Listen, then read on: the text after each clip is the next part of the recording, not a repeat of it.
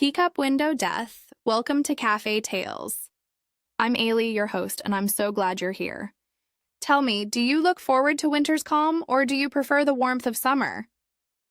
Share in the comments, and don't forget to subscribe for new mysteries every day. Now let's begin.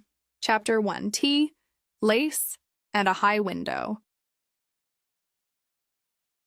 The spring sunshine of St. Mary Mead fell with particular kindness upon Vicarage Lane that afternoon, touching the budding hedge and the neat front gardens with a gentle warmth that promised better days ahead. It was the sort of afternoon that invited one to open windows to air winter-stale rooms and to take tea with a modicum of ceremony, even in so modest an establishment as Rosebank. Rosebank was a prim villa, neither large nor particularly distinguished, but it possessed that quality of determined respectability that marked so many of the homes in St. Mary Mead. Its red brick facade was well maintained, its paintwork fresh, and its small front garden a testament to careful, if unimaginative, cultivation.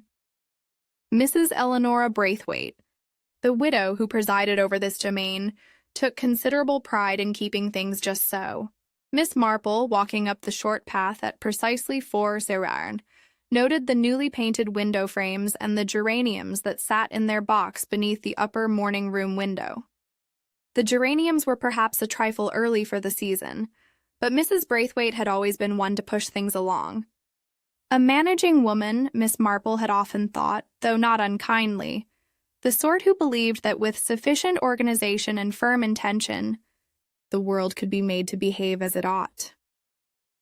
The front door stood open, and Miss Marple was admitted by a rather harassed-looking maid, who bobbed a curtsy and showed her through to the drawing-room, where the tea-table had been laid with Mrs. Braithwaite's second-best china and a plate of rather thin sandwiches. Economy sandwiches, Miss Marple thought, though the cake appeared more generous. Ah, Miss Marple, so good of you to come. Mrs. Braithwaite swept forward. A tall woman in her late 50s with iron-gray hair and a habit of speaking as though addressing a committee meeting. I know you're always so busy with your knitting and your gardens and whatnot, but I did want you to meet dear Marian properly. She's been such a help to me these past months. Marian Gray rose from her seat by the window with a fluid grace that spoke of good breeding and considerable self-possession. She was perhaps 30, with dark hair coiled neatly at her nape, and a face that managed to be both attractive and oddly expressionless. Her gray eyes met Miss Marple's with polite interest but little warmth. How do you do, Miss Marple? Aunt Eleanora speaks of you often. How kind. Miss Marple settled into the chair indicated and accepted a cup of tea. You've been with your aunt for some time now, I believe, since last autumn? Marian's voice was pleasant, well-modulated. After Uncle Herbert died, it seemed only right that Aunt Eleanora should have company. Most beautiful, murmured Miss Marple, and she meant it, though something in Marian's tone suggested duty rather than devotion. The doorbell rang, and presently the maid showed in Mrs. Hubbard, the postmistress, a bustling woman with a perpetual air of being slightly behind schedule, which perhaps she was, given the demands of the post office and her various charitable endeavors. Not late, am I? The afternoon post was late coming in, and Mrs. Simpkins would insist on sending a parcel to her daughter in Leeds. And you know how particular one must be about the string and the stamps and the addressing. Mrs. Hubbard deposited herself in a chair with a sigh of relief and accepted tea gratefully. I've brought the subscription forms for the church roof fund, Mrs. Braithwaite. I know you'll want to see the list. Most certainly. Mrs. Braithwaite's eyes brightened with the light of organizational zeal. I shall make a point of calling upon everyone who hasn't yet contributed. People can be so forgetful, or so reluctant, thought Miss Marple, but she said nothing, merely sipped her tea and observed the company with that gentle, apologetic attention that so often went unremarked. Vera Bland arrived next, carrying a brown paper parcel tied with string. She was a thin, anxious-looking woman who ran the haberdashery on the high street, a shop that smelled perpetually of lavender and sizing. The doilies you ordered? Mrs. Braithwaite, Irish lace as you specified, though I must say the price has gone up dreadfully. Everything has, of course. One can hardly manage. One must manage, said Mrs. Braithwaite firmly, examining the doilies with a critical eye. These will do very nicely for the summer fete. Marian, dear, would you take them upstairs to the morning room? I shall want to press them later. As Marian rose to comply, there came a heavy tread at the door, and Jack Rudge appeared, cap in hand. He was a big man, red-faced and awkward in company, with the capable hands of someone who worked with tools. Begging your pardon, ma'am, but I finished with that sash upstairs. Runs sweet as a nut now, it does. Excellent, Rudge. You'll take a cup of tea before you go? That's kind, ma'am, but I've still got the vicar's gate to see to. He shifted his weight. There was the matter of the screw-eye, ma'am, Miss Marian said, as how you wanted one fitted inside the jamb for tidying the blind cord. I've put it in nice and firm. Very good. You may settle with me on Friday as usual. When Rudge had gone, Mrs. Braithwaite rose with sudden decision. I shall just fetch my spectacles from upstairs. The subscription list is quite impossible without them. Marian, dear, would you pour for anyone who wishes a second cup? She left the room, and Miss Marple heard her measured tread ascending the stairs. The conversation drifted to parish matters, to the price of lamb, to the shocking state of the lane beyond the churchyard. Marian moved gracefully between the tea table and the window, attending to the cups with practiced efficiency. After perhaps 5 minutes, Mrs. Braithwaite's voice drifted down from above, carrying that note of vexed authority that characterized her pronouncements. You wretched boy, stop kicking my geranium box this instant. Do you hear me? This instant. Miss Marple, who had been examining the pattern on her teacup, glanced up in time to see Marian's lips compress in a thin line of irritation. Aunt Eleanora does so dislike the Lane children, she murmured to no one in particular. She will insist on scolding them. From above came the sound of a window sash running up smoothly, and then Mrs. Braithwaite's voice again, clearer now. That's better. The sash runs beautifully. Rudge did a fine job. Now, where did I put that list? Miss Marple returned her attention to her tea, but some corner of her mind registered certain small details. The morning room was directly above them. The window there had a sill, as most windows did, and Mrs. Braithwaite had mentioned cooling her tea on the sill before, had she not, on some previous occasion? More tea, Miss Marple?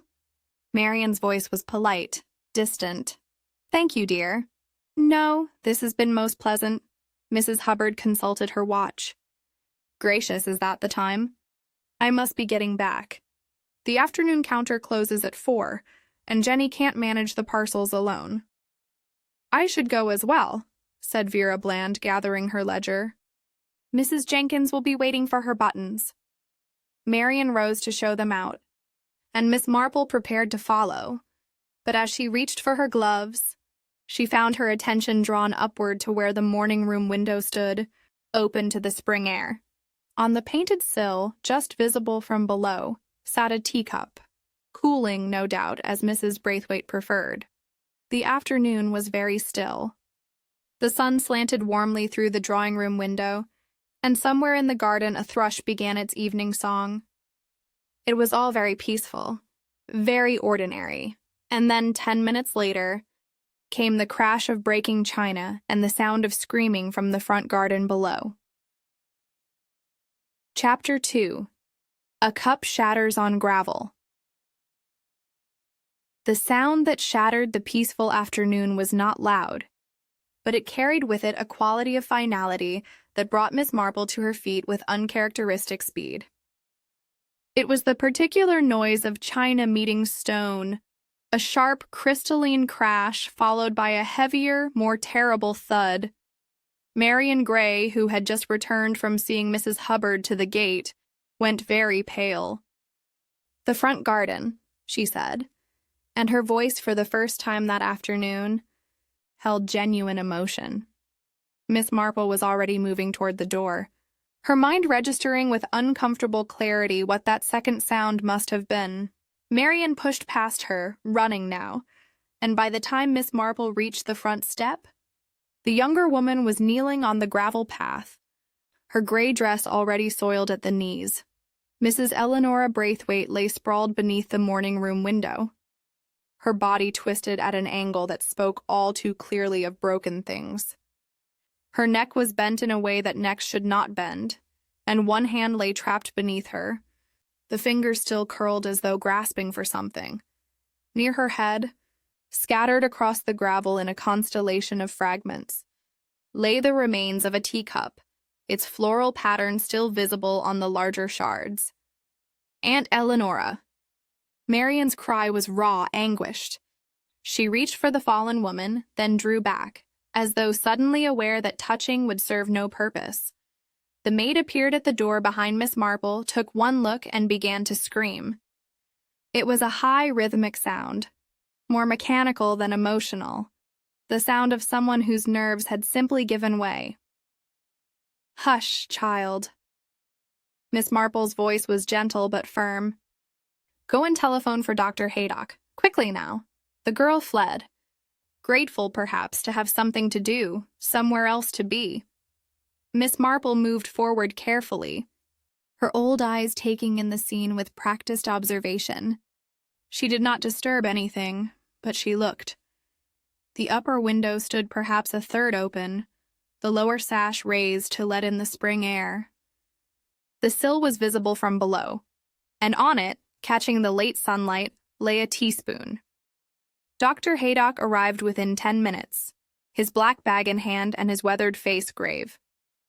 He was a man who had seen death in many forms during his long practice in St. Mary Mead, but he still approached each instance with respect and careful professional attention. He knelt beside Mrs. Braithwaite, felt for a pulse he clearly did not expect to find, and examined the angle of the neck with gentle, knowing fingers. When he rose, he wiped his hands on his handkerchief and shook his head. "Dead when she struck the ground, I should say. The neck is broken, and I suspect there were other injuries as well. A fall from that height." He looked up at the window, measuring the distance with his eyes. 12 feet at least, possibly more. "She must have fainted," Marian said. Her voice was steadier now, though her face remained bloodless. "Or grown dizzy. She had been complaining of feeling lightheaded these past few days. I should have insisted she see you, Dr. Haydock." Had she indeed? The doctor's tone was neutral. "She said nothing to me about it, but then, Eleanora Braithwaite was not one to admit to weakness." Inspector Slack arrived shortly thereafter, summoned by the efficient parish constable, who had materialized from somewhere with commendable speed. Slack was a man perpetually caught between his sense of his own importance and his awareness that in St. Mary Mead matters often proved more complicated than they first appeared. He stood now, hands clasped behind his back, surveying the scene with an expression of determined officialdom. "Tragic accident," he pronounced after a thorough examination that consisted largely of walking around the body and peering up at the window. "Lady leaned out too far, grew dizzy or faint, lost her balance. It happens. Windows are dangerous things for the elderly." "Mrs. Braithwaite was 58, said Miss Marple mildly. "Hardly elderly, Inspector. Old enough to have a dizzy spell?"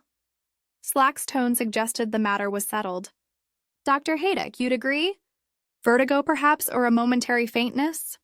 Dr. Haydock spread his hands in a gesture that committed him to nothing. "I cannot say with certainty what caused her to fall, Inspector, only that the fall killed her. There will need to be an inquest, naturally." Miss Marple, who had been standing quietly to one side, now moved a little closer to the scattered fragments of the teacup. She did not touch them, but she looked at them with close attention. The pattern was familiar, part of Mrs. Braithwaite's second-best set. The cup had held tea. That much was evident from the brown staining on some of the pieces. Curious, she murmured, so softly that only Dr. Haydock, who stood nearest, could hear. What's that, Miss Marple?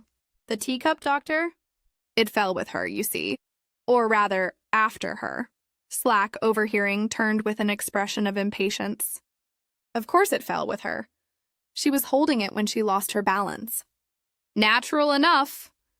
Oh, I don't think she was holding it, Miss Marple said apologetically. There's no tea on her dress, you see, and no staining on her hands. If one falls while holding a full cup of tea, there's generally rather a lot of spillage.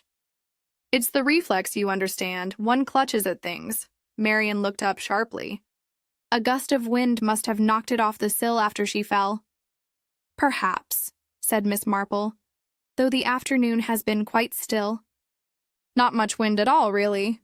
Slack made a noise that suggested he found such speculation both unnecessary and unwelcome. The point is, the lady fell and the cup fell. Whether before, during, or after is hardly relevant. Dr. Haydock, you'll make your examination and report. Miss Gray, my condolences. You'll want to contact the undertaker and the family solicitor. These things must be attended to. He turned to leave, clearly considering the matter closed. But Dr. Haydock lingered, his eyes on Miss Marple's face. You're troubled, he said quietly. Perhaps. Miss Marple tilted her head, bird-like, considering. It's only that I wonder about the sequence of events. Mrs. Braithwaite was heard calling to a boy in the lane, scolding him about the geranium box. That was perhaps 10 minutes before the crash we heard. Then there was the sound of the window being raised. She mentioned that the sash ran well, I believe. Marian, you heard her? Marian nodded, her face stiff. Yes. She was pleased that Mr. Rudge had fixed it properly. Quite so. And then there was a period of quiet, several minutes at least, and then the crash. Two sounds, really, the china breaking and then... Miss Marple paused delicately. The heavier sound. You're suggesting they should have come together, Doctor, if she fell while holding the cup. I'm not suggesting anything, Doctor, merely observing. Though I do find myself wondering. Who moved the teacup after the fall? Moved it? Marian's voice rose slightly. No one moved it. How could they? We all came running immediately. Yes, said Miss Marple. So one would think. And yet, the cup must have been somewhere on the sill when your aunt fell, mustn't it? She had set it there to cool, as was her habit, but it fell to the gravel along with her, or very nearly, which suggests either that she knocked it somehow as she fell, or that some other force dislodged it. The wind, Marian repeated, but there was less conviction in her voice now. Perhaps, Miss Marple said again. She looked up at the window, her elderly eyes sharp despite the gathering twilight. Though I don't recall any wind at all this afternoon. Just that lovely still spring air. So good for airing rooms, isn't it? And for keeping sashes in whatever position one leaves them. Inspector Slack had returned, drawn perhaps by some instinct that matters were not proceeding as smoothly as he had assumed. What's all this about teacups and wind? The lady fell, the cup fell, and that's an end to it. Unless you're suggesting otherwise, Miss Marple. I'm suggesting nothing, Inspector. Simply noticing. It's rather a habit of mine, I'm afraid. Noticing things. She smiled a gentle, apologetic smile, and Slack, thus disarmed, could only huff and turn away to supervise the removal of the body.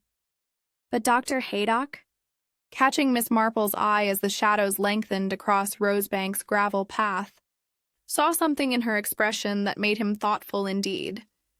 He had known Jane Marple for many years, and he had learned to pay attention when she began noticing things. It generally meant that somewhere, somehow, something was not quite as it appeared to be, and in this case, he suspected a great deal was not as it appeared to be at all. Chapter 3. Miss Marple Notices a Salt Bloom. The morning after Mrs. Braithwaite's death dawned gray and cool, with a persistent drizzle that blurred the outlines of St. Mary Mead into soft watercolor indistinctness. Miss Marple, however, was awake early, her mind too occupied with certain small inconsistencies to permit the luxury of late rising. She had lain in bed the previous evening, reconstructing the afternoon's events with that methodical attention to detail that had served her so well in the past. Something was wrong. Not dramatically wrong, perhaps, but wrong nonetheless in the way that a piece of knitting is wrong when a single stitch has been dropped 3 rows back. The error might be small, but it affected everything that came after. The teacup troubled her particularly. Its fall, its position, its very existence as a separate incident from Mrs. Braithwaite's own fatal plunge. All suggested a timing that didn't quite align with the simple accident. By 9 o'clock, she had telephoned Marian Gray to offer her condolences and her assistance with any household matters that might need attending. Marian's voice, when she answered, was flat with exhaustion. "You're very kind, Miss Marple. There's so much to arrange. The undertaker, the notices, the solicitor. Aunt Eleanor was always so organized about everything. And now? Of course, my dear. These things are never easy. I wonder, would it be a terrible imposition if I were to call this morning? There was a recipe your aunt mentioned last week for that excellent seed cake, and I thought I might collect it before I forget, unless it's too soon." Naturally, there was a brief pause, and Miss Marple could almost hear Marian's internal calculation. To refuse would seem suspicious, but to agree meant admitting a virtual stranger to a house still shadowed by death. "No, of course. Please do come." "Around 10, if that suits. I shall be here all morning." Miss Marple arrived punctually, carrying a small basket of eggs from her own hens, as was proper when calling upon a household in mourning. Marian received her in the drawing-room, which seemed smaller and darker than it had the previous afternoon. The curtains were not fully drawn, but they hung heavy and still in the damp air. "You're very thoughtful," Marian said, accepting the eggs with mechanical politeness.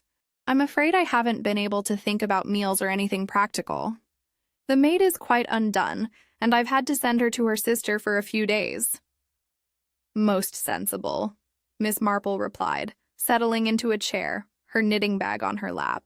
"These things affect servants dreadfully, don't they? They feel events so much more keenly than we sometimes realize." They spoke for a few minutes of funeral arrangements and legal necessities, and then Miss Marple said, with an air of sudden recollection, "The recipe? My dear, I believe your aunt kept her household book in the morning room, didn't she? Would it be too distressing if I were to just slip up and collect it?" "I shan't disturb anything." Marian hesitated, then nodded. "Yes, of course. I'm not sure I can face going in there just yet myself. The book should be on the small desk by the bookcase." Miss Marple climbed the stairs with her usual careful deliberation, though her heart beat a little faster than usual. She was not naturally deceptive, but she had learned over many years that sometimes small deceits were necessary to arrive at larger truths. The morning room was much as she remembered it from the brief glimpse she had caught the day before, a pleasant space, well-proportioned, with a large sash window dominating the outer wall. The window was closed now, and the room smelled faintly of the Assam tea Mrs. Braithwaite had favored, mixed with the scent of furniture polish and something else, something slightly sweet and stale. Miss Marple moved to the window and stood for a moment, looking down at the gravel below where the tragedy had occurred. Then she turned her attention to the sill itself. The painted wood was smooth and clean, well-maintained, like everything else at Rosebank. But there, just to the left of center, was a mark that made Miss Marple lean closer, her eyes narrowing slightly. It was a ring, pale and crystalline, the sort of mark a wet glass or cup might leave. But this was not the simple water ring that damp would produce. This had a peculiar whitish bloom to it, almost like frost, though the day had been too warm for frost, even had the window been open all night. Miss Marple touched the mark delicately with one finger. The surface felt slightly gritty, and when she examined her fingertip, she saw a faint residue that sparkled minutely in the gray morning light. She raised it to her nose, no scent. Then, with the tiniest dabbing motion of her tongue, she tasted it, salt and sugar both together, with perhaps a trace of tannin from the tea itself. She stood very still, thinking tea left to cool would leave a mark. Certainly, but this particular pattern suggested something more. When sweetened tea was left standing, especially in the open air, it would crystallize as the water evaporated, leaving behind both the sugar and any minerals present in the water, the salt bloom, as she had heard it called, a mark that took time to form, more than just a few minutes. Near the ring, she noticed another small detail, a sticky smear, barely visible, and on closer inspection, 2 tiny crystals that had escaped being wiped away. She touched them carefully, rolled them between her fingers. They were gritty and irregular, not like sugar crystals alone, but like sugar that had been mixed with something and then allowed to harden. Miss Marple straightened and turned her attention to the window frame itself. The lower sash, which had been raised a third of the way the previous afternoon, now stood closed. She examined the painted surface of the inner rail, running her fingers along it with the light touch of someone reading Braille. There, a faint mark, a scuff really, at about the height of her own collarbone. She was not a tall woman, but Mrs. Braithwaite had been considerably taller. The mark would have been at throat height for her. It was a small thing, just a slight disturbance in the paint's smooth surface, but Miss Marple had learned long ago that small things were often the most significant. This was not a mark made by hands grasping or fingers clutching.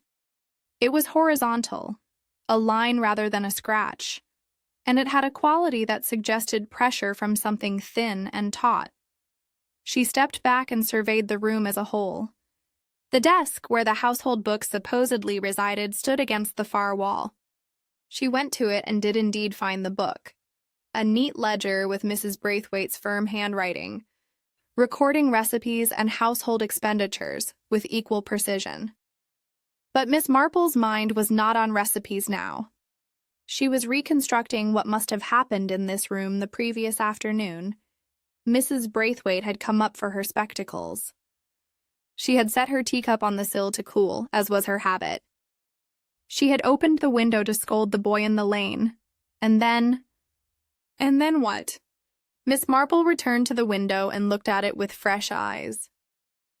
The sash itself appeared perfectly ordinary, recently painted with the sort of counterweights and cords that all such windows possessed. But something about it made her pause. She reached for the lower sash and attempted to raise it. It moved smoothly, easily, running up its channels with that well-oiled freedom that indicated recent maintenance. Jack Rudge had done his work well. Too well, perhaps. Miss Marple let the sash down again slowly, watching how it moved, how the cords ran through their pulleys. One cord, she noticed, appeared slightly newer than the other, the hemp a shade lighter, the whipping at its end fresher and tighter. She stood there for several minutes more, her eyes moving from sill to sash to frame, assembling pieces of a puzzle she did not yet fully understand.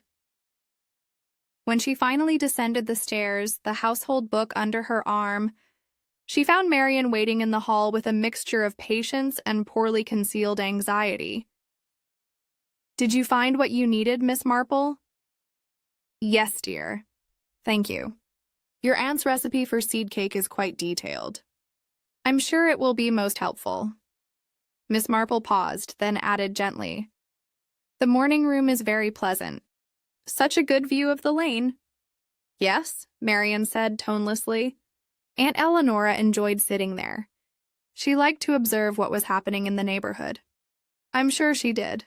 Miss Marple adjusted her gloves. "Well, I mustn't take up more of your time.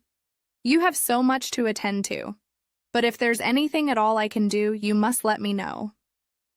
As she walked back down Vicarage Lane toward her own cottage, Miss Marple's mind was very busy indeed. The salt bloom ring, the sticky crystals, the horizontal mark on the sash, the new cord. Separately, they might mean nothing. Together, they suggested something quite different from a simple accident. Something carefully planned, carefully timed, and carefully executed. Something, in short, very like murder. Chapter 4. The short sash and the bright-eyed Miss Marple did not immediately share her observations with Inspector Slack. Experience had taught her that the good inspector, however dutiful, did not always appreciate the significance of domestic details. Instead, she paid a visit that afternoon to her old friend, Lady Bantry, at Gossington Hall.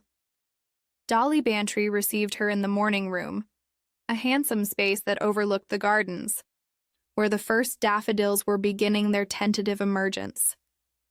Lady Bantry was a woman of sense and considerable sympathy, qualities that had made her friendship valuable to Miss Marple over many years.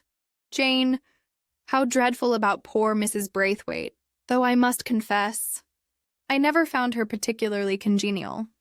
All that managing energy directed at everyone else's affairs. Still, one wouldn't wish such an end on anyone.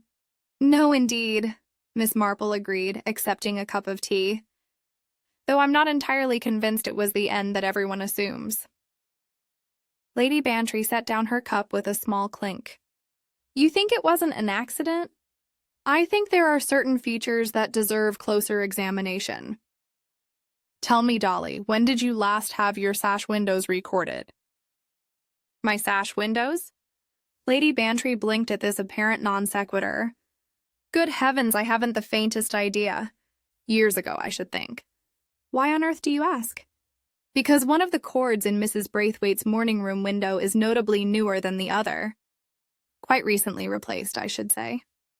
Well, naturally, if a cord breaks or wears through, one has it mended. Nothing sinister in that, surely. No, nothing sinister in the mending itself. But I find myself curious about which cord was replaced, and why, and whether the replacement was truly necessary. Miss Marple set down her own cup and leaned forward slightly. You see, Dolly, when a sash cord breaks from natural wear, it's generally both cords on a window that need attention, or at least the cords on the same side. They're installed at the same time, subjected to the same use. They age together, as it were. But in this case, only one cord appears to have been replaced, and the other, though older, seems perfectly serviceable. Perhaps it was beginning to fray, or perhaps someone wanted that particular cord replaced for a reason. That had nothing to do with ordinary maintenance. Lady Bantry looked thoughtful. You'd better tell me everything, Jane, from the beginning. Miss Marple did so, speaking quietly and precisely, laying out the sequence of events from the tea party through her morning visit to Rosebank. When she had finished, Lady Bantry sat in silence for a moment. The salt bloom ring suggests the cup had been standing there for some time, she said finally.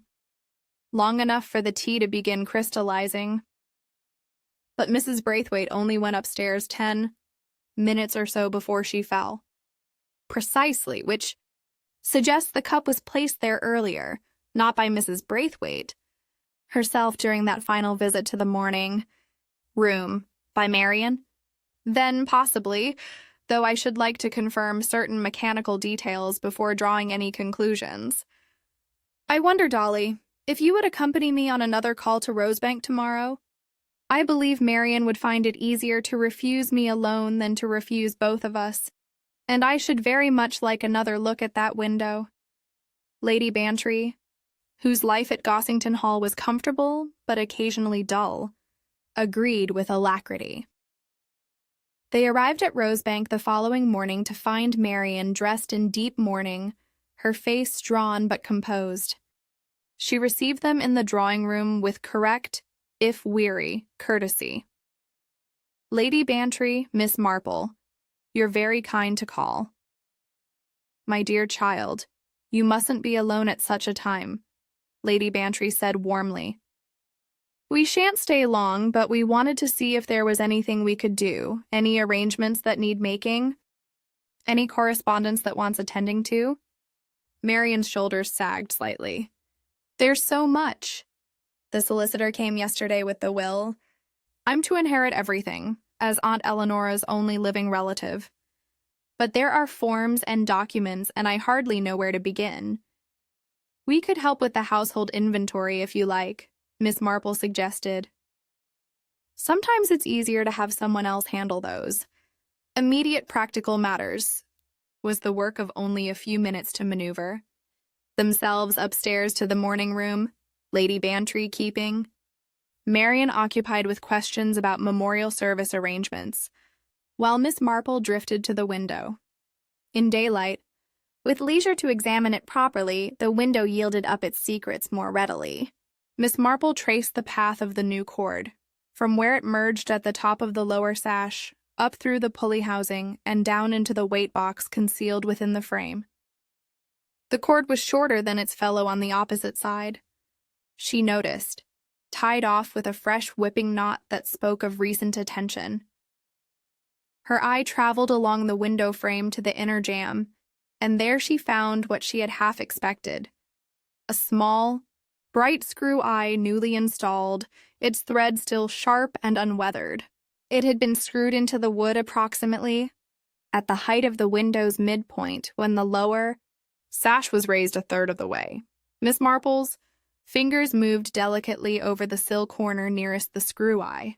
There, barely visible, was a thread-thin nick in the paint, a small groove that aligned perfectly with the screw eye's position. She straightened and opened the window, raising the lower sash to the same height it had stood at on the afternoon of Mrs. Braithwaite's death. Then she examined the screw eye again. If one were to run a line through that eye, she thought, and if that line were under tension, the angle would be such that the lower sash rail could be jerked forward with considerable force. Finding what you need, Miss Marple? Marian's voice came from the doorway, and there was a new edge to it. Miss Marple turned with her most apologetic smile. I was just noticing what good work Mr. Rudge did on the window. It runs very smoothly now, and this little screw eye is so neatly placed. For the blind cord, was it? Yes. Marian's response came quickly, perhaps too quickly, to keep the cord from tangling. Most practical, though I notice you don't actually have a blind at this window. We did. It was taken down for cleaning. Ah, I see. Miss Marple moved away from the window. Well, we mustn't take up more of your time, my dear.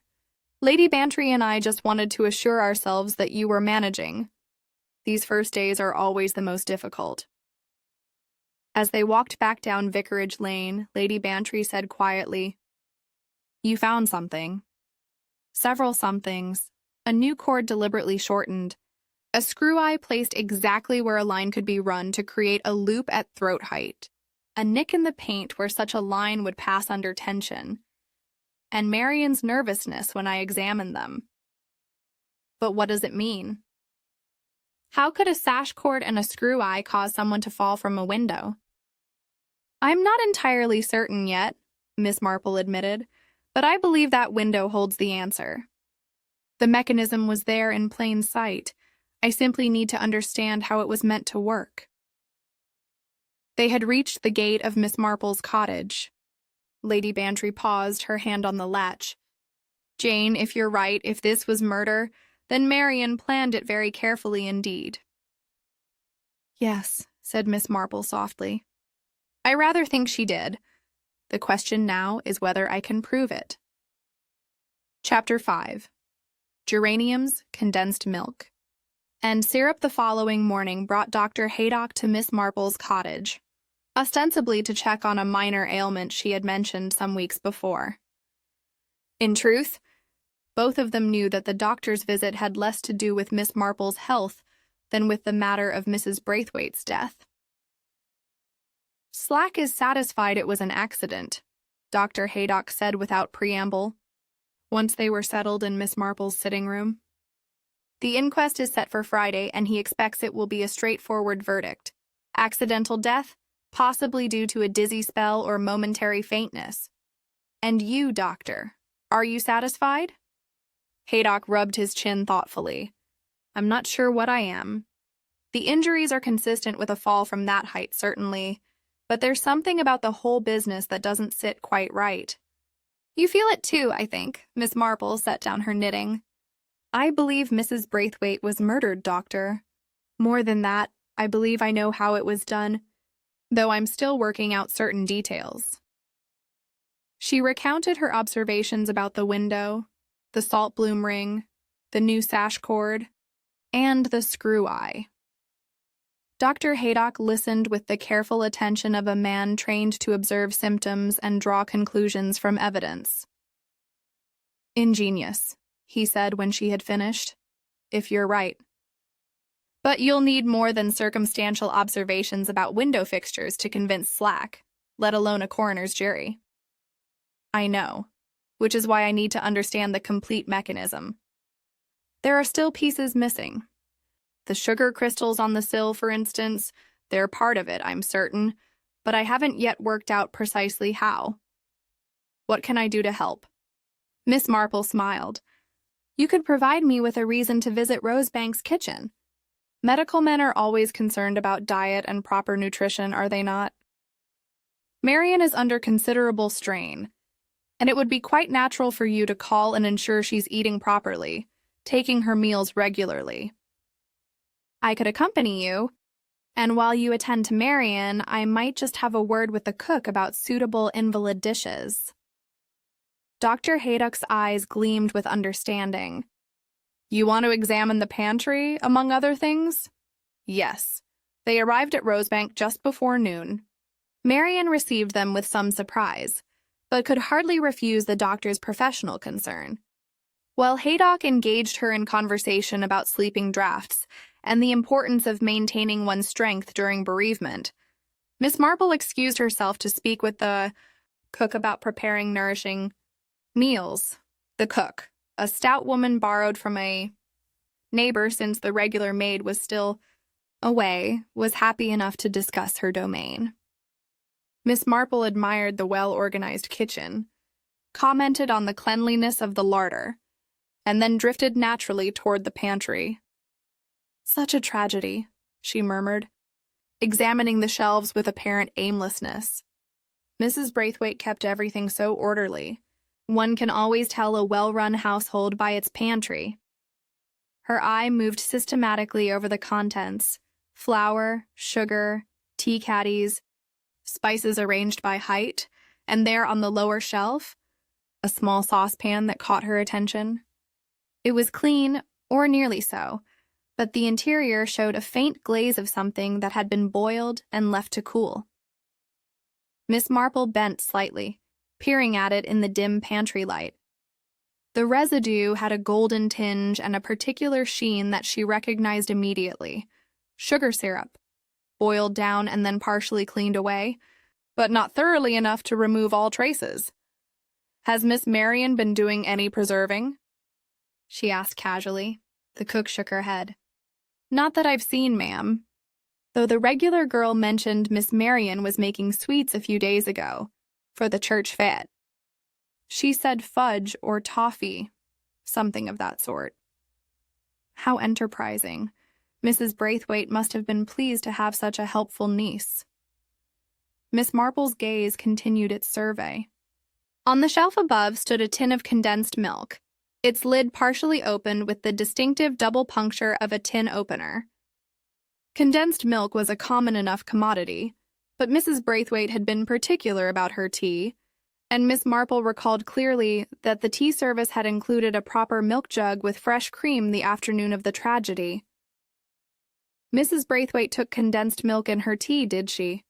Oh, yes, ma'am, just a drop, she used to say. Old-fashioned taste, but she was fond of it. The regular girl keeps it specially for her. Miss Marple filed this information away carefully. Condensed milk, sugar syrup, and the salt bloom ring on the windowsill were beginning to form a pattern in her mind, though the complete picture remained frustratingly elusive. As she turned to leave the pantry, her eye fell on something else.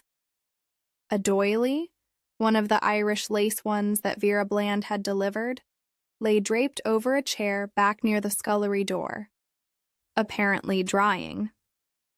Miss Marple moved closer, and her suspicions crystallized into certainty. The doilies' corners were faintly sticky, not damp, but sticky in the particular way that sugar residue left things sticky even after apparent drying. Someone had washed the doily, but traces of whatever it had been used for remained. "This doily wants proper rinsing," Miss Marple observed mildly. The cook glanced at it with indifference. "Miss Marian was using it for something or other. Said she'd wash it herself. I haven't touched it." Miss Marple returned to the drawing room to find Dr. Haydock concluding his interview with Marian. The young woman looked wan but composed, accepting the doctor's advice about rest and regular meals with mechanical politeness. As they walked back toward the village, Dr. Haydock said quietly, "Well, did the pantry yield up its secrets?" "Some of them. There's a saucepan that held sugar syrup recently, a tin of condensed milk partially used, and a doily with sticky corners that someone tried to wash clean, but didn't quite manage." "And what do these things tell you?"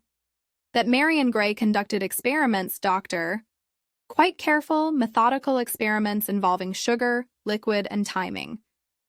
She was testing something, working out how long it would take for a particular process to occur. The fudge for the fete was a convenient excuse, but I don't believe fudge was the real purpose." They had reached the corner where their paths diverged. Dr. Haydock paused, his weathered face grave. "You're suggesting she practiced the murder mechanism beforehand?" "I'm suggesting she's a careful young woman who doesn't leave things to chance. The geraniums in the window box troubled me from the start," Miss Marple added. "You know, they were the excuse for Mrs. Braithwaite to lean out and scold the boy in the lane. But geraniums are also indicators, Doctor. They respond quite visibly to cold and heat, to moisture and drought. A practical mind might use them to gauge environmental conditions, to know, for instance, how much moisture would accumulate on a windowsill over a certain period, or how quickly sugar might dissolve in the presence of steam and condensation." "Good Lord." Dr. Haydock's expression was one of reluctant admiration. "If you're right, this was planned with extraordinary precision." "Yes," said Miss Marple softly, "and that's what makes it so dangerous.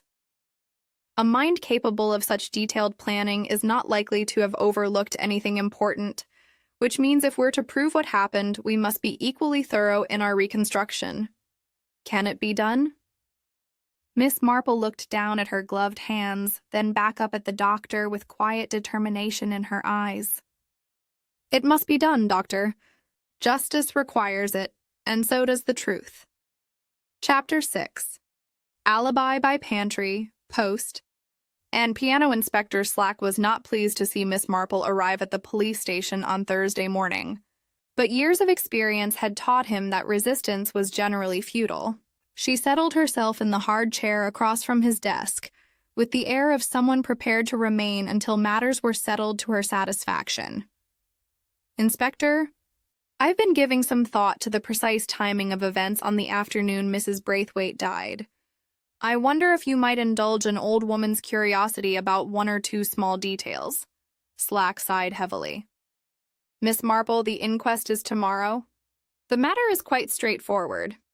The lady fell from a window. There's nothing mysterious about it. Nevertheless, I should be most grateful if you would review the timeline with me, simply to set my mind at ease." "You understand?" Slack consulted his notebook with the air of a man humoring the unreasonable. "Very well. The tea party began at 4 Egg House. Mrs. Braithwaite went upstairs at approximately 4:25, saying she needed her spectacles. At 4:33 she fell. The guests and Miss Marian Gray all heard the crash and went immediately to the front garden. Dr. Haydock arrived within 10 minutes. That's the sequence of events. Yes, but what happened between 4:25 and 4:33? Where was everyone during those 8 minutes? They were in various parts of the house, going about their business. Miss Gray saw Mrs. Hubbard to the gate, then went to the telephone to place a call. Jack Rudge was in the scullery repairing a leaking tap. The maid was in the kitchen. Vera Bland had already departed. There's nothing suspicious in any of it. Miss Marple folded her hands. Would you mind if I spoke with these individuals myself, just to clarify the exact sequence? It would be most helpful for my peace of mind. Slack opened his mouth to refuse, then caught the expression in Miss Marple's mild blue eyes. Something there suggested that cooperation might prove less troublesome than obstruction. Do as you please, he said gruffly, but don't go putting ideas into people's heads. The verdict will be accidental death, and that's final. Miss Marple's first call was upon Mrs. Hubbard at the post office. That bustling establishment was crowded with the usual afternoon custom, but Mrs. Hubbard made time to speak with Miss Marple in the small parlor behind the counter.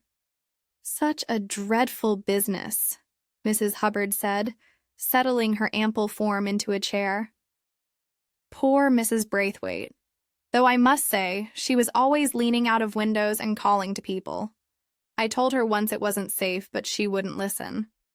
I'm trying to establish the exact timing of events that afternoon. You left Rosebank at what time precisely? Mrs. Hubbard's face brightened. A question about time was the sort of thing she could answer with authority. 22 minutes past 4 exactly. I know because I checked my watch against the hall clock as Miss Marian saw me to the gate. The afternoon post arrives at 4, you see, and I needed to be back to sort it. Time and tide and the Royal Mail wait for no one, as I always say. And did you see anyone in the lane as you left? Not a soul. The vicar's boy had been there earlier, kicking at Mrs. Braithwaite's geranium box, but he'd run off after she scolded him. No, the lane was quite empty when I walked back to the post office. You heard nothing unusual, no sounds from the house after you left? Nothing at all. I was perhaps 50 yards down the lane when I heard the crash, and I turned back immediately. But by then Miss Marian and the others were already in the front garden. Miss Marple thanked her and proceeded to the haberdashery shop, where Vera Bland was measuring ribbon for Miss Weatherby's new bonnet.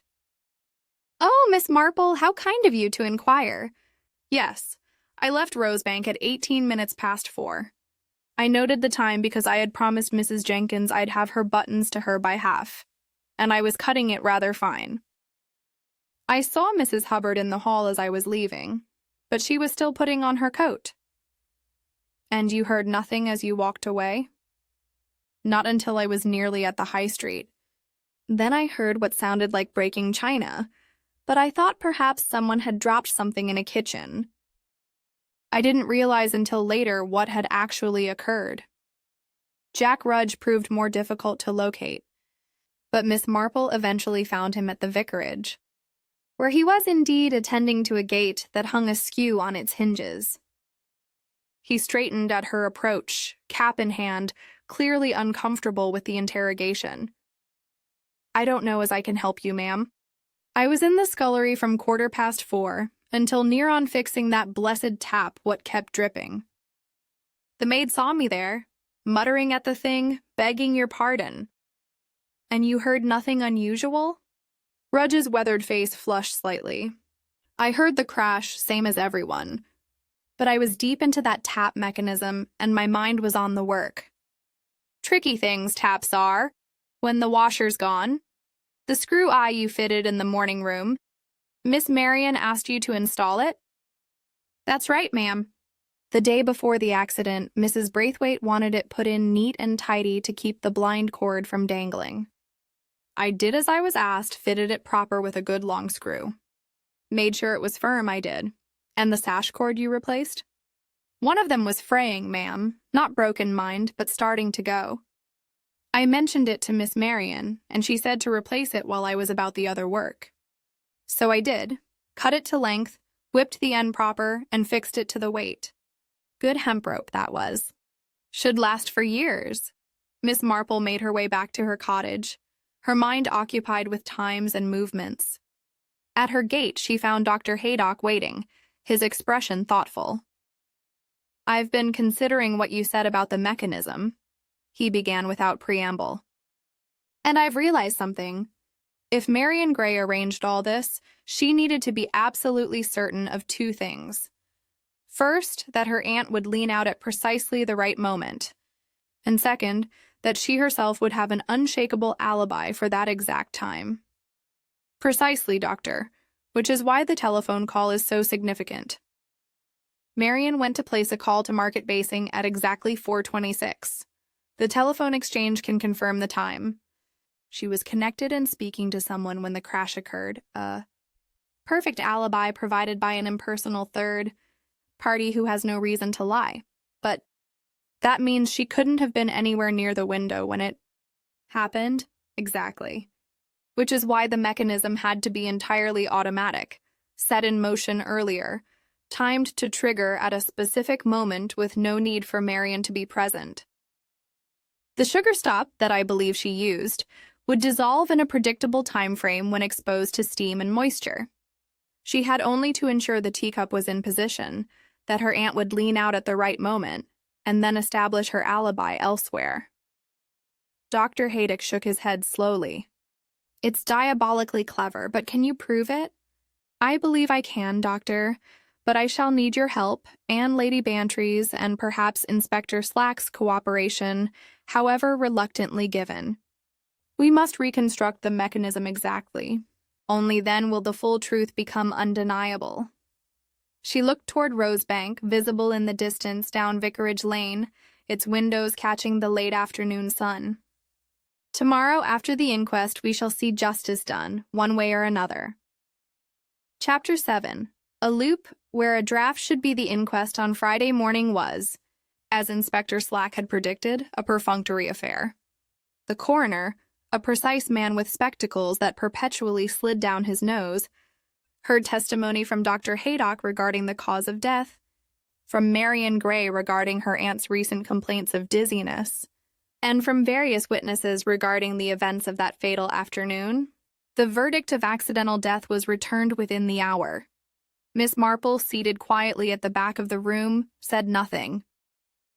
But those who knew her well might have noticed a particular quality to her silence, a stillness that suggested wheels turning behind that gentle, elderly facade.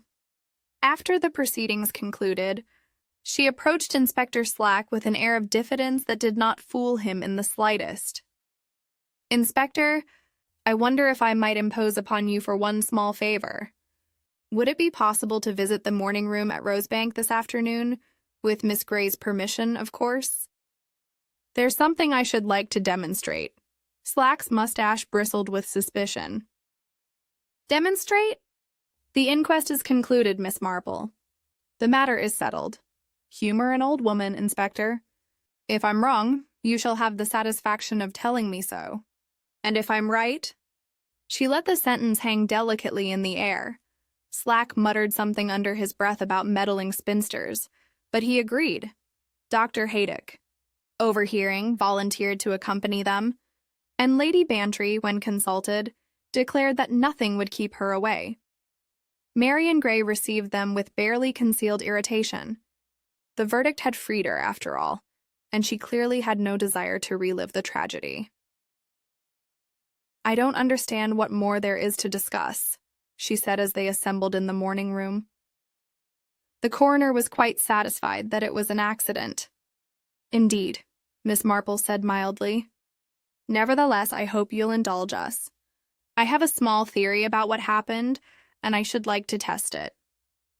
From her capacious knitting bag, she produced a length of fine white cotton thread, the sort used for delicate needlework. Marian's face went very still. "What are you doing?" "A simple experiment, my dear. Nothing more." Miss Marple moved to the window and examined the screw eye fitted into the inner jamb. "This was installed by Mr. Rudge at your request, wasn't it? To keep the blind cord tidy, you said?" "Yes, what of it?" "Only that there is no blind at this window, and the mark on the sill suggests the screw eye has been used for something that passed through it under tension. Cotton thread, perhaps, or fine string. Miss Marple threaded her cotton through the screw-eye with the ease of someone who had done such work 1,000 times. She formed a small loop, adjusted its position carefully, then ran the standing end of the thread down along the window frame toward the sash weight box. You see, the principle is quite simple. If one were to attach this thread to the sash weight itself, or to the weight cord, one could hold the weight at any desired height by securing the thread somewhere. When the thread is released, the weight falls, and any loop formed by the thread would naturally tighten. She opened the lower sash to approximately the position it had occupied on the afternoon of Mrs. Braithwaite's death. The loop now hung at roughly the height of Lady Bantry's throat as she stood near the window. "Dolly, would you be so kind as to sit here in this chair?" "Yes, just there. Now lean forward slightly, as though you were calling to someone in the lane below." Lady Bantry did as instructed, and the loop fell precisely at the level of her neck. An invisible snare, waiting to tighten. Good heavens, she breathed, but surely there would be a draft. One would feel something hanging there. Unless, Miss Marple said quietly, the weight was held up, preventing any movement of the thread, and unless the loop was positioned so precisely that it lay in the natural opening of the window, where any slight movement of air might be expected. Dr. Haydock had gone very pale. "You're suggesting that when Mrs. Braithwaite leaned out to scold that boy, there was a loop waiting for her, and when something released the weight, the loop tightened around her neck. Not precisely a garrote, doctor, more a sudden violent jerk that would have pulled her off balance, just as the lower sash rail was itself jerked forward by the angle of the thread through the screw-eye. The combination would have pitched her out of the window with considerable force. To anyone observing from below, it would appear that she had simply lost her balance and fallen. Inspector Slack had been examining the window mechanism with growing interest. But what held the weight up, and what released it at precisely the right moment? Miss Marple turned to face Marian directly. "That's the clever part, isn't it, my dear? You needed something that would dissolve in a predictable time frame, something that could be tested and timed with precision. Sugar, boiled down to a hard syrup and allowed to crystallize, serves admirably for such a purpose. When exposed to steam and moisture, it softens and eventually gives way entirely." Marian's composure had begun to crack. "This is absurd. You're inventing a fantastic scenario based on nothing but an old woman's imagination." "Am I? Then perhaps you can explain the salt bloom ring on the windowsill, precisely where a teacup had stood for long enough to allow considerable evaporation and crystallization. Or the sticky residue that tested as both sugar and salt. Or the saucepan in the pantry with traces of boiled sugar syrup. Or the doily with sticky corners that someone attempted to wash clean." Miss Marple's voice remained gentle, almost apologetic, but her eyes were sharp. "You prepared everything so carefully, didn't you? You had Mr. Rudge replace the sash cord, giving you access to the weight mechanism. You had him install the screw-eye under the guise of tidying a blind cord. You practiced with the sugar syrup, testing how long it would take to dissolve under various conditions. The geranium served as your environmental indicator, showing you how much moisture accumulated on the sill, how the steam from a hot teacup would behave. You can't prove any of this. On the contrary, I believe we can. You see, you were extraordinarily thorough about creating your alibi. The telephone call to Market Basing at precisely 4:26 was masterful. The exchange records will show you were connected and speaking when the crash occurred. But that very thoroughness betrays you. You needed to be certain of the timing, which means you had to set everything in motion before you went to the telephone." Miss Marple moved to the window and pointed to the corner of the sill. "The teacup was placed here earlier, with the thread running beneath it to hold the sugar stop in place. The weight was held up, the loop positioned exactly. Your aunt's habit of cooling her tea on the sill was well known. You simply had to ensure she placed her cup on this particular spot. directly on top of the thread holding your mechanism in place. Lady Bantry had been listening with growing horror. But how would she know when to lean out? The timing had to be so precise. The boy in the lane, Dolly, the one kicking at the geranium box. I suspect if we were to speak with him, we'd find he was paid a few pence to loiter there at a specific time, making a nuisance of himself. Mrs. Braithwaite was predictable in her responses. She could be counted upon to scold him, to lean out and call to him to stop. Marian had gone very white. Her hands gripped the arms of her chair. "You're mad, all of you. This is nothing but wild speculation." "Then let us test it," Miss Marple said calmly. "Inspector, if you would be so good as to search the room thoroughly, I believe you'll find certain items of interest. A spoon with crystallized sugar around its bowl, where a knot was dipped and set. Perhaps behind the staff bead, traces of cotton fiber where the thread ran down to the weight box. And if we were to examine Miss Gray's work basket, I suspect we'd find cotton thread that matches this sample, possibly household string as well, and perhaps a scrap of paper with timing notations." Slack, who had been growing steadily more attentive, now moved with purpose. What he found in the subsequent search confirmed every detail Miss Marple had outlined. The spoon was in a drawer of the desk. The cotton fibers were caught behind the staff bead, exactly as predicted. And in Marian's work basket, carefully hidden beneath a layer of knitting wool, lay a cotton reel, the string, and a small folded paper bearing the notation, 2 to 3 minutes, dissolve, in Marian's own handwriting. The young woman stared at these items as they were laid out on the table, her face a mask of disbelief that slowly crumbled into something else. Not quite remorse, Miss Marple thought. More a kind of angry bewilderment that her perfect plan had been discovered. "It was meant to be clean," Marian said finally, her voice flat. "Just a dizzy spell, a tragic accident. No one was supposed to know. No one was supposed to even suspect." "But someone always knows, my dear," Miss Marple said softly. "The truth has a way of leaving traces, no matter how carefully one tries to conceal it." Chapter 8. The Spoon with Crystallized Sugar. Inspector Slack stood in the morning room holding the small silver teaspoon as though it were a piece of evidence in a case far more serious than a simple accident, which indeed it now was. The spoon bore the unmistakable residue of sugar that had been heated, crystallized, and hardened around what appeared to be a twist of cotton thread. The thread itself was gone, but the impression remained, a ghostly negative of the knot that had once been there. "Where exactly did you find this?" Slack demanded, his earlier certainty about accidental death having evaporated entirely.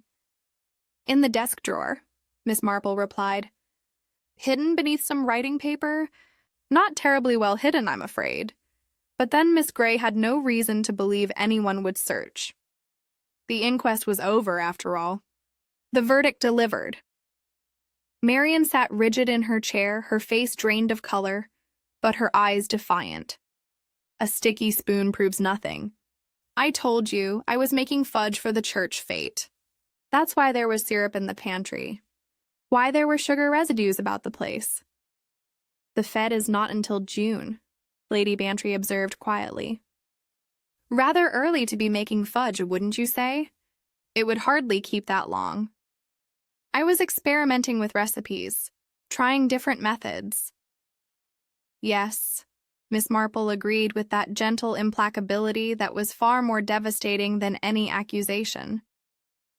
"You were indeed experimenting, testing how long it would take for a knot dipped in sugar syrup to dissolve when exposed to steam and moisture.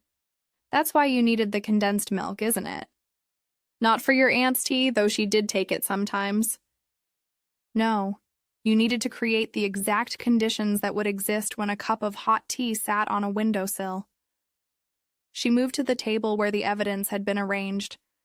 "Tea made with condensed milk has a particular consistency. It produces more steam, leaves a different kind of residue when it evaporates. You had to account for all these variables to ensure your timing was precise. Dr. Haydock picked up the thread carefully. So she dipped the knot in syrup, let it crystallize hard, and used it to hold the sash weight up. When the steam and moisture from the teacup softened the sugar sufficiently, the knot gave way, the weight dropped, and the loop tightened. Exactly, Doctor. Though I suspect it took several attempts to perfect the method. One cannot simply guess at such things. The sugar must be boiled to exactly the right temperature. The knot must be dipped to exactly the right depth. The drying time must be calculated. And then there are the environmental factors: temperature, humidity, the amount of steam produced by a cup of tea cooling on a sill. Miss Marple turned back to Marian. That's why you were so insistent about the fate toffees, wasn't it? It provided the perfect cover for your experiments. The maid saw you boiling syrup, timing things carefully, making notes. She thought nothing of it, because you had explained it away so cleverly. Inspector Slack was making notes now with grim efficiency. We'll need to interview the maid. And that boy in the lane, if he was paid to kick at the geranium box at a specific time, we'll need his testimony. Young Billy Archer, Miss Marple supplied helpfully, lives at the bottom of Vicarage Lane with his grandmother. I took the liberty of speaking with him yesterday evening. He was quite forthcoming when I mentioned that the truth would serve him better than silence. Yes, Inspector. Miss Gray gave him 3 pence to make a nuisance of himself at 4 aug precisely.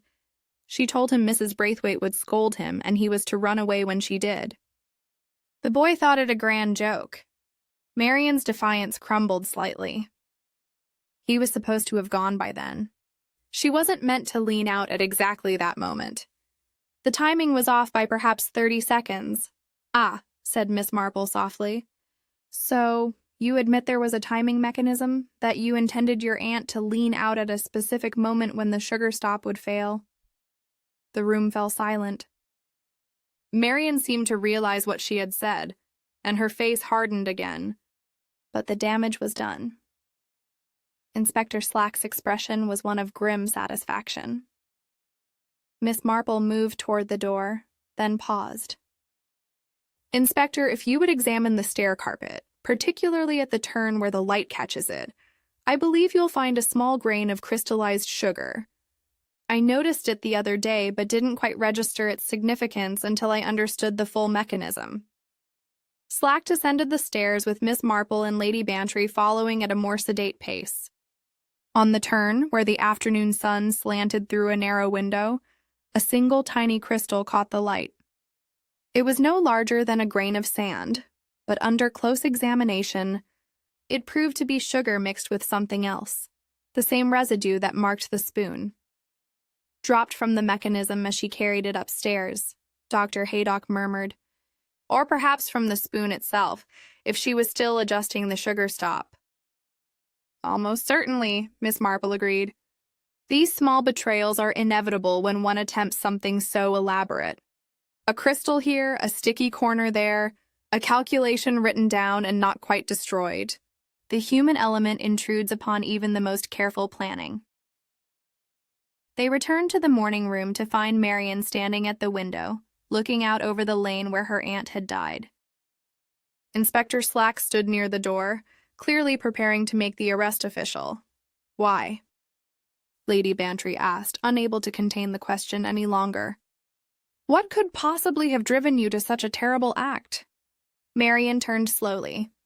Her face was composed now, almost eerily calm. Money, freedom, life, take your pick. Her voice was bitter. Aunt Eleonora had changed her will a fortnight ago. Vera Bland heard it at the haberdashery when Aunt Eleonora's solicitor was in buying buttons. The old will left me everything immediately. The new one delayed my inheritance until I married a sensible man of her choosing, and if I refused, the money would go to charity. There was a young man, Miss Marple said quietly. It was not a question. There is a young man, an artist. Someone Aunt Eleonora considered wholly unsuitable because he doesn't have prospects in trade or the professions. She gave me an ultimatum. Marry her choice, or wait until I was 40 to receive my inheritance. 40 years old, Miss Marple, half a lifetime away. So you decided to eliminate the obstacle. I decided to take what was rightfully mine. Aunt Eleonora had no children, no other family. The money came from my uncle's business, a business my father helped build before he died. I wasn't stealing.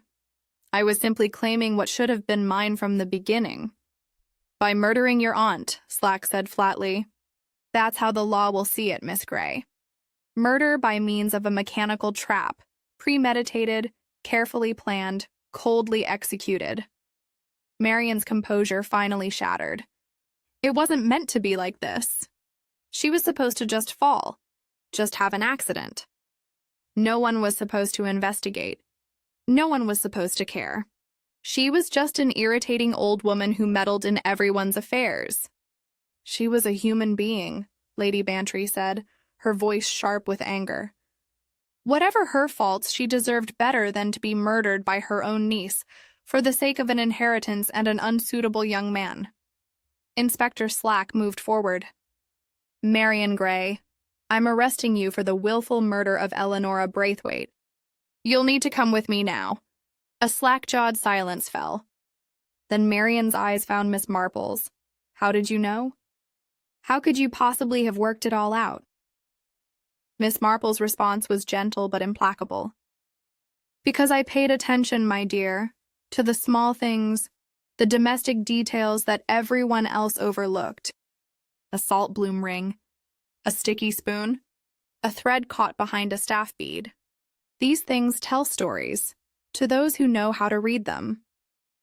You've ruined everything, Marian said, and there was genuine bewilderment in her voice, as though she could not understand how her perfect plan had unraveled. No, my dear, Miss Marple replied quietly. You ruined everything yourself the moment you decided that money mattered more than human life. I simply made certain the truth was known. Chapter 9. A Thread Through the Staff.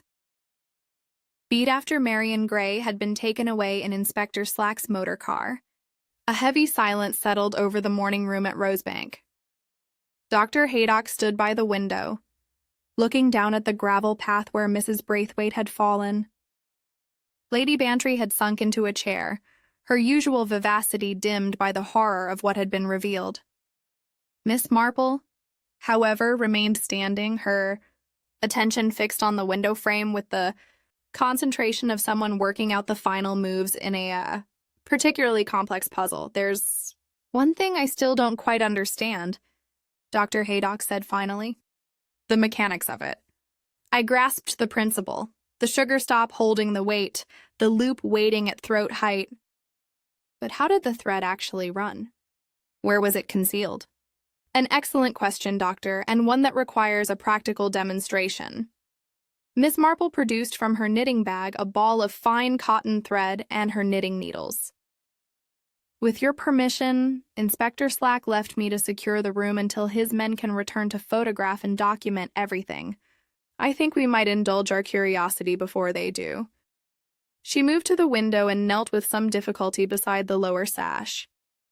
Lady Bantry moved to assist her, but Miss Marple waved her away. No, Dolly, I'm quite capable.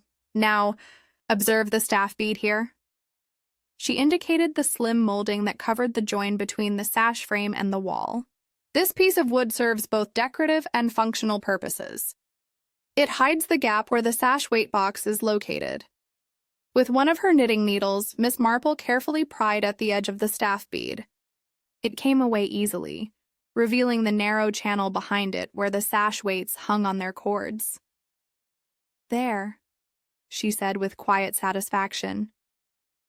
You see, the channel runs from top to bottom of the frame. A thin thread could easily be passed down here, completely invisible from the room itself. She ran her finger along the wood, and in the dim recess, something caught the light, a tiny fiber, pale against the darker wood. Cotton, Dr. Haydock confirmed, leaning closer. A thread hair caught on a splinter. Precisely. Now let me show you how the mechanism would have functioned. Miss Marple's hands moved with surprising dexterity for someone of her years. The sash weight hangs here on its cord. Marian would have tied her fine cotton line to this cord, just below the knot where Mr. Rudge had whipped it. A simple hitch would do, barely visible, even if someone examined it closely. She threaded her demonstration cotton through the channel, running it up behind the staff bead. The thread passes up here, behind this molding, where no one would think to look. It emerges at the top of the frame, runs across to the screw-eye that Mr. Rudge so obligingly installed, and then comes back down to form the loop. Lady Bantry was following the path of the thread with growing comprehension. So the loop hung right where someone leaning out would place their neck, exactly. And the free end of the thread, the part that held the weight up, would have been secured beneath the teacup on the sill. The sugar stop knot was the anchor point. As long as the sugar remained hard, the weight stayed up. The thread stayed taut, but loose enough not to catch anything, and the loop was virtually invisible. But when the sugar dissolved, Dr. Haydock said slowly, the weight dropped, the thread ran through the screw-eye, and the loop snapped tight with considerable force. Doctor, a sash weight is not light. 8 or 10 pounds at least, falling several feet. The sudden tension would be brutal, and at the same moment, the angle of the thread through the screw-eye would pull the lower sash rail forward, striking Mrs. Braithwaite. From behind, just as the loop tightened around her neck, Miss Marple demonstrated with her hands, showing how the geometry of the arrangement would work. She would have been leaning out, off balance already, as she scolded young Billy. The combined effect of the loop and the sash rail would have pitched her forward with terrible force. She had no chance to save herself, no time even to cry out. It would have seemed like a mere stumble, followed by a fatal fall. Monstrous, Lady Bantry whispered. To plan such a thing in such detail? Yes, but also revealing, Miss Marple replied. The very complexity of the mechanism tells us something about Marian Gray's character. She's intelligent, methodical, patient. She can plan ahead, control her emotions, execute a design with precision. These are not the qualities of a passionate criminal, someone who acts in hot blood. This was cold, calculated murder. Dr. Haydock examined the sash weight cord where Miss Marple had indicated. You're right. There's a mark here, a slight indentation where something was tied. I missed it entirely during my initial examination, because I had no reason to look for it. No one had reason to look, Miss Marple said. That was the brilliance of Marian's plan. The verdict of accidental death seemed so reasonable, so inevitable. An elderly woman leaning from a window, growing dizzy, losing her balance. Who would question it? Who would examine sash weights and screw eyes and look for thread marks? You did, Lady Bantry said. Only because the teacup troubled you from the start. Its fall, separate from Mrs. Braithwaite's fall, suggested a sequence that didn't align with a simple accident. Everything else followed from that one inconsistency. Miss Marple replaced the staff bead carefully, restoring it to its original position. The thread would have been retrieved after the mechanism triggered. Marian had several minutes alone before anyone else came upstairs. She simply pulled the thread free, coiled it up, and disposed of it. The screw-eye and the shortened sash cord remained, but they appeared innocent enough. Just normal window fixtures, recently maintained. What about the sugar stop itself? Dr. Haydock asked. Where did that go? Into the teacup, I imagine. Or possibly it simply fell to the ground with the cup and shattered among the china fragments. Either way, it would have been nearly invisible, just a small sticky residue among the tea and china pieces. Who would notice it or think it significant? Miss Marple moved away from the window, her expression thoughtful. The only real flaw in Marian's plan was the salt bloom ring. She couldn't remove that without arousing suspicion, and she couldn't explain it away adequately. That ring told me the cup had been standing there far longer than the few minutes of Mrs. Braithwaite's final visit to this room. Everything else followed from that single clue. Will it be enough to convict her? Lady Bantry asked. She's clearly guilty, but proving it in court is another matter. Oh, I think so, Dr. Haydock said. We have the thread fiber behind the staff bead, the mark on the sash weight cord, the spoon with its crystallized sugar, the boy's testimony about being paid to cause a disturbance, Marian's own notes about dissolving times, and we have her own words, overheard by all of us, admitting the mechanism existed and that the timing went wrong. No, I think the Crown will have quite a strong case. Inspector Slack returned later that afternoon with a police photographer and 2 constables. They documented everything Miss Marple had discovered, photographing the thread mark, the screw eye, the shortened cord, and every other detail of the mechanism. Slack himself, having recovered his professional composure, was grudgingly complimentary. I won't say I'm not glad you interfered, Miss Marple, though it goes against the grain to admit it. That girl would have gotten away with murder if you hadn't noticed that cup business. We each have our own way of seeing things, Inspector. You look for criminal intent and opportunity. I simply pay attention to housekeeping details. In this case, the 2 approaches led to the same conclusion. Still, Slack persisted, it was sharp of you. Very sharp indeed. Though I'll ask you not to make a habit of solving murders. Sets a bad precedent, civilians doing police work. Miss Marple smiled, her gentle smile. I assure you, Inspector, I have no intention of making a habit of it. I much prefer my knitting and my garden to such unpleasant business. But when the truth needs uncovering, one must do what one can. As they prepared to leave Rosebank for the final time, Miss Marple paused at the front gate and looked back at the morning room window. It stood closed now, innocent and ordinary in the late afternoon light. One would never guess what drama it had witnessed, what terrible mechanism it had concealed. A window is meant to let light in, she murmured, not to be an instrument of death. Poor Mrs. Braithwaite, whatever her faults, she deserved better than this. At least justice will be served, Lady Bantry said firmly. Marian Gray will answer for what she's done. Yes, Miss Marple agreed, though I suspect she still doesn't fully understand the enormity of it. She planned a murder as one might plan a dinner party, attending to every detail, ensuring everything ran smoothly. But consequences aren't so easily managed as sugar stops and sash weights. They crystallize in ways one cannot predict or control. Chapter 10. Rosebank. Teacup window and the niece who timed a fall 3 days after Marian Gray's arrest. Miss Marple received visitors in her cottage sitting room.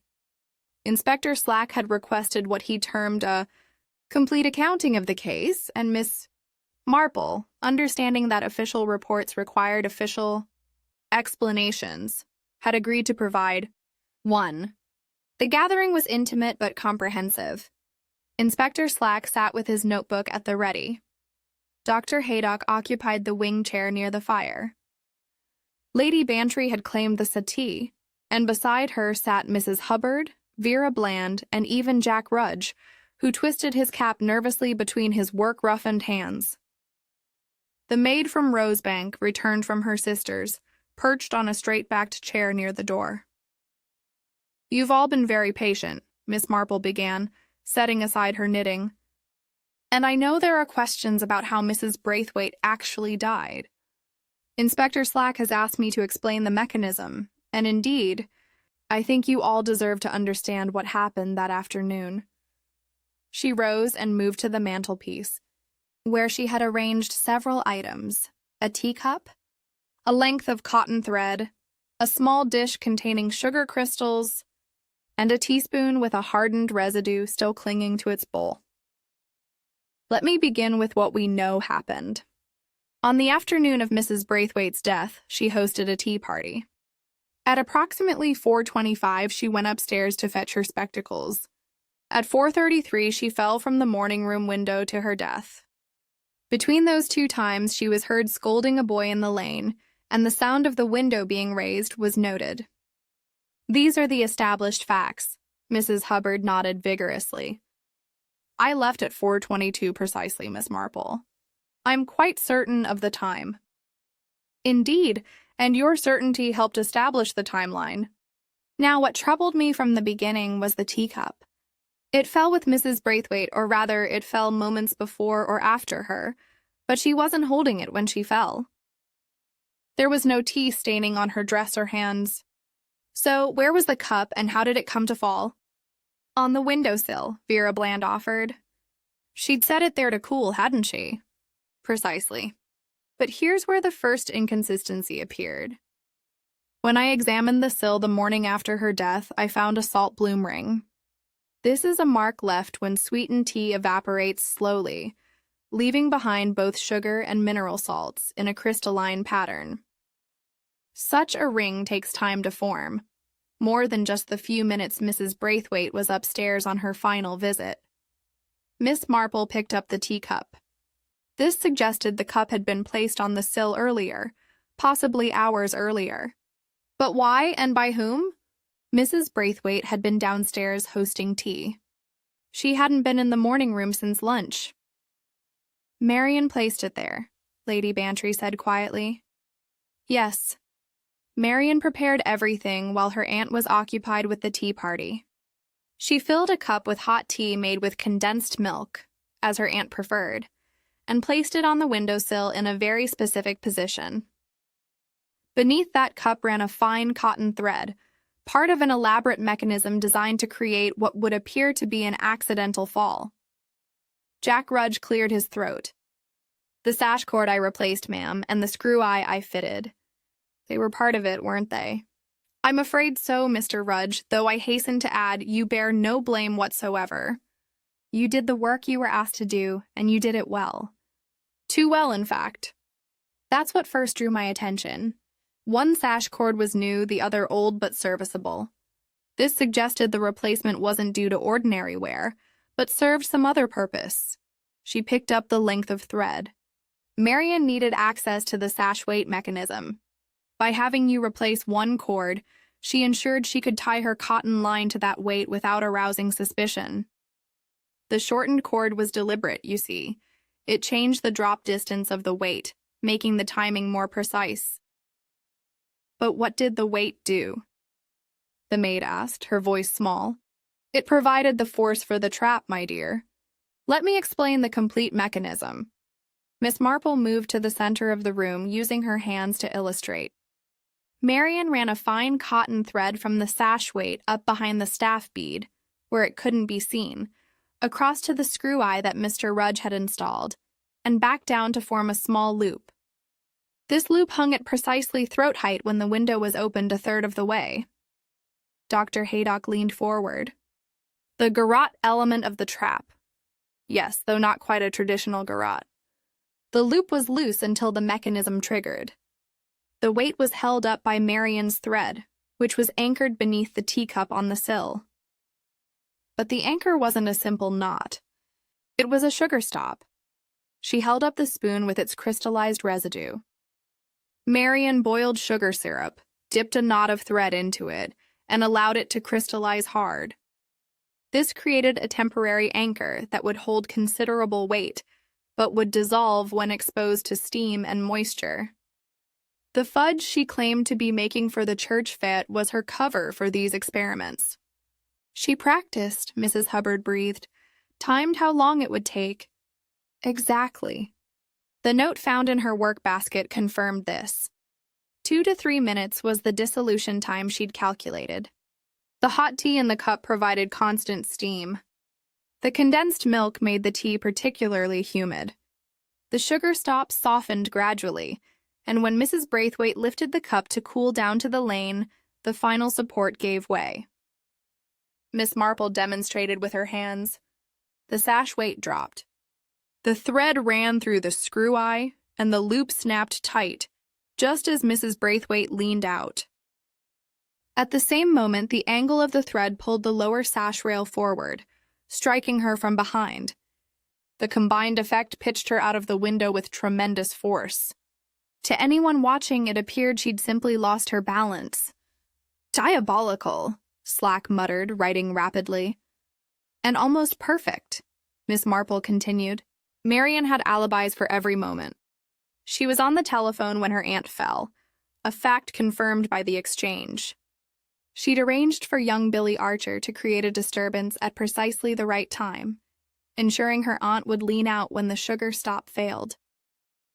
The thread was retrieved afterward, leaving only innocent window fixtures behind. The teacup, freed when the thread released, slid off the sill and smashed on the gravel, providing an explanation for the sound everyone heard. "But you saw through it," Lady Bantry said. "I noticed inconsistencies. The salt bloom ring that suggested the cup had been standing far longer than possible, the horizontal mark on the sash rail at throat height, the bright new screw eye that supposedly held a blind cord for a blind that didn't exist, the sticky residue on the sill, the sugar syrup pan in the pantry, the doily with sticky corners. Separately, these might mean nothing. Together, they told a story."